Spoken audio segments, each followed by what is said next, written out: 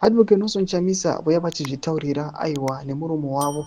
Panapa patiri kuona kuti aiwa muzora nezuro aiwa vakaita zvidavado aiwa vakadadisa zvatoona kuti aiwa mafundraising activities avaisimboita kumashure uko akanga achiuya achitaurwa nevakomana vana Hope Chikuno vachiti aiwa mukomana uyu aiwa haanyasi kumaneja mafunds and the likes. Mungoziva nhau dzacho, nhau dzemabulletproof vehicles. Yesterday I think vakomana ava vanenge vanyatsa kuita bundu kana godo chero chero nekuda kwethe event yakaita. Sambira mashoko anoda nyigwa panapa, don't subscribe, like, turn on the bell icon. I think everyone watched my videos pa social media muchiona vanhu vachita mapledges thousands and thousands vachiti aiwa since ever year end want to donate kuma underprivileged, kune vanhu aiwa vakura vachika kusakwanisa kuzoshandira. Panapa Advocate Nelson Chamisa anobuda nyora achiti the annual charity dinner fully subscribed and superbly organized. Kudos to the technical team and that army of citizens and volunteers who made this event memorable.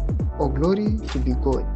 Thank you all for supporting this charity vision towards a giving Zimbabwe. Anobva asaina akati #GodIsInIt. Ndo mashoko atoona kuti aiwa mashoko aya ari kuchallenge vakomana vese vanozama kumudzikisira pasi, achivaudza achiti aiwa God is in it. Even people vachiya vachiita kuti aiwa his movement idzokere kana kuti isubmerge idzokere pasi, but surprisingly vanozongoona aiwa atongwa on the top just like what he did yesterday.